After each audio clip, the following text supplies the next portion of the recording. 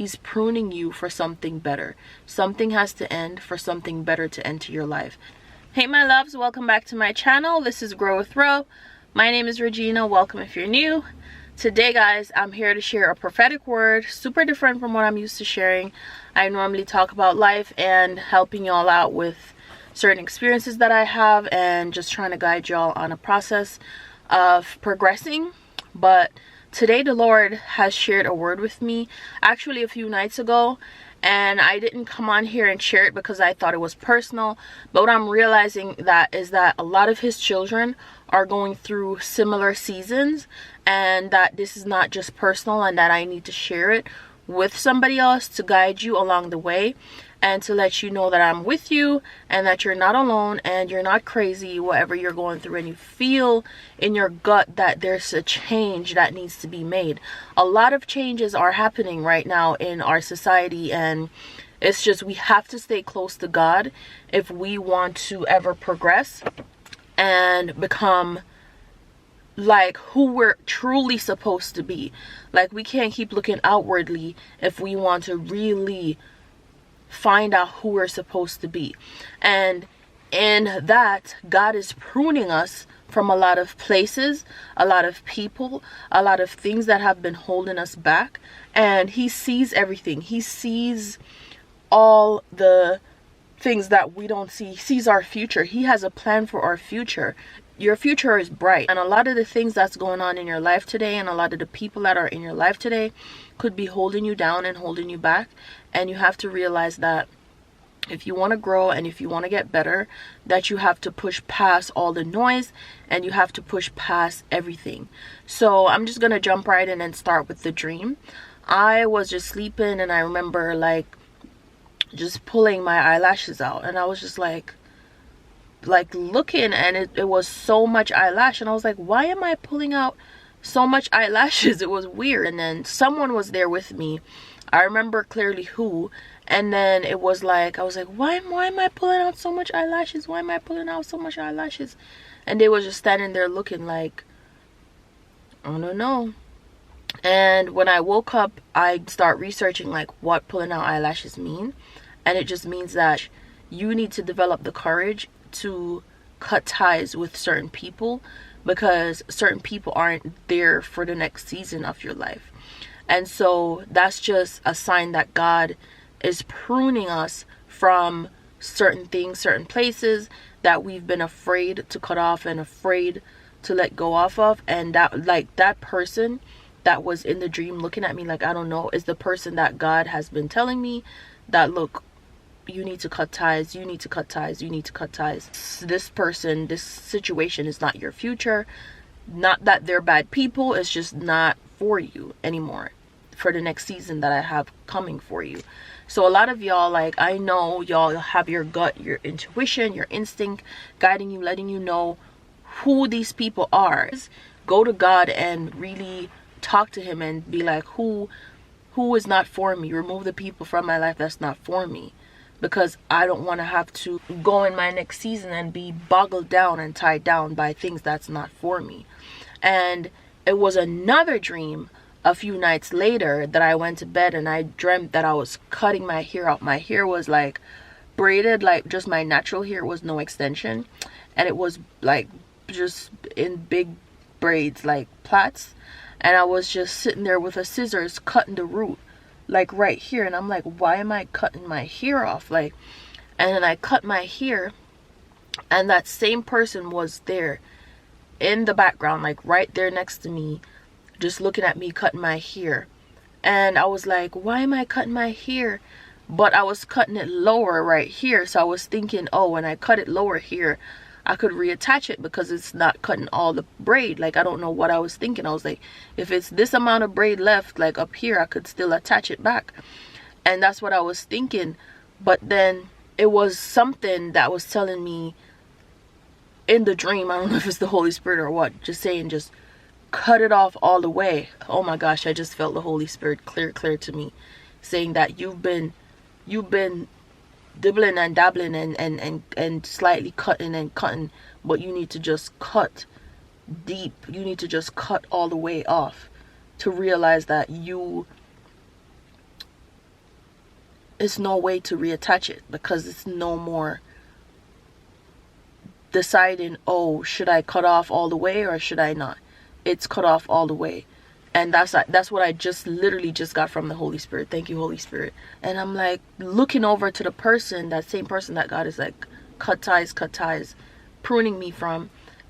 They were there and they were like, cut lower. And then they were also encouraging me to cut lower. And I went and cut lower.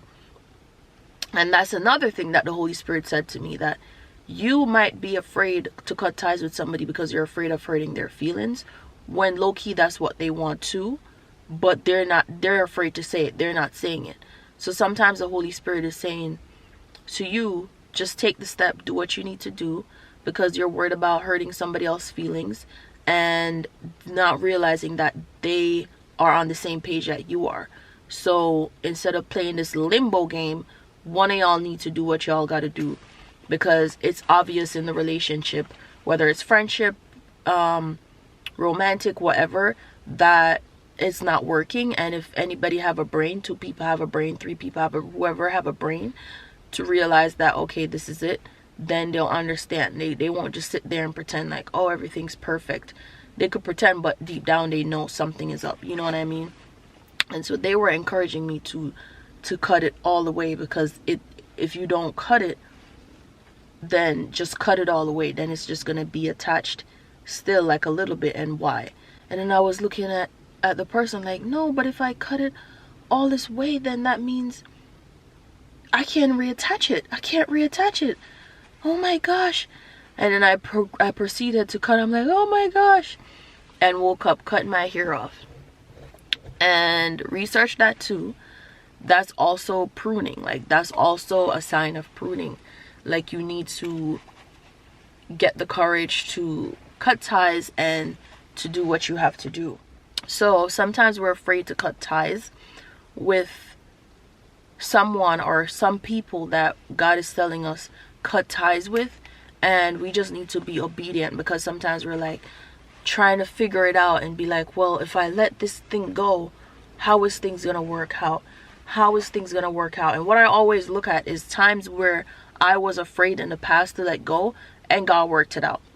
Like when I lost my job, and this is just a side tangent to give y'all an example. When I lost my job, it was like 4 years ago, and that company was getting rid of a lot of people. Like, it was a lot of like just turnovers, and I was just like, what is happening? Like, what is happening in my life? But then I realized that it wasn't just me, it was just other workers that were good workers too. Like, it was just what the company was doing. And so I had to realize that it wasn't a personal thing, and that it was just that point in my life. And so I reached out to God, and it was just a lot of signs of like angels and God is with you and everything will be okay. And I'm telling you, God held me up for like 4 years. It's been 4 years since I've worked. God has held me up. And in that job, I was just like stressed out, getting real anxiety and things like that. I was like, how is things gonna work out, God? How is things gonna work out? And he was just like, trust me, things are gonna work out.